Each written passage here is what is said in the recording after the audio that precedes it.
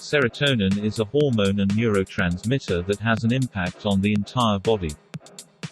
It regulates our sense of well-being and provokes the feeling of happiness.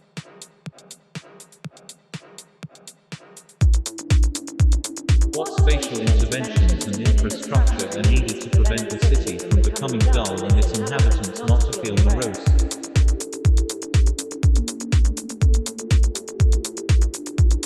Prevention of the dull city will be explored through several lenses, the first of which are youth and culture, as well as activating citizenship.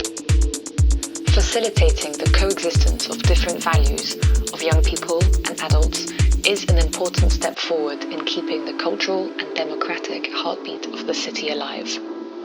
Co-design is important, but the fruits of the project only last the space of a few generations. Seeking to activate citizenship in my projects led me to explore the psychological impact of the city on its inhabitants. I also dived deeper in Henri Lefebvre's theories on our rights to the city.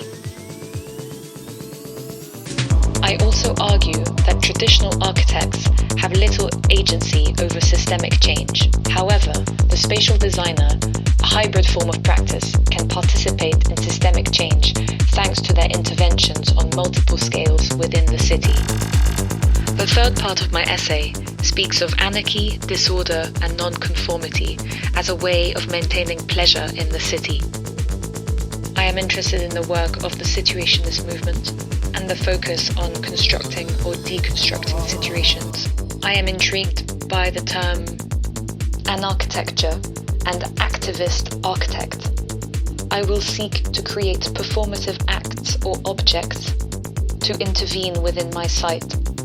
Temporary acts are very valuable. I am interested in temporary and cyclical projects rather than purely temporary.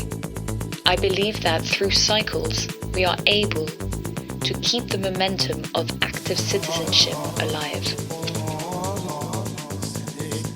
All of these elements I present are encapsulated in the poetics and our relationship to water in cities. H2O is the new stuff. H2O and water have become opposites. The child in the city has no opportunities to come in touch with living water. How can radical urban water interventions enable new cycles of care and forms of pleasure on both an individual and city scale?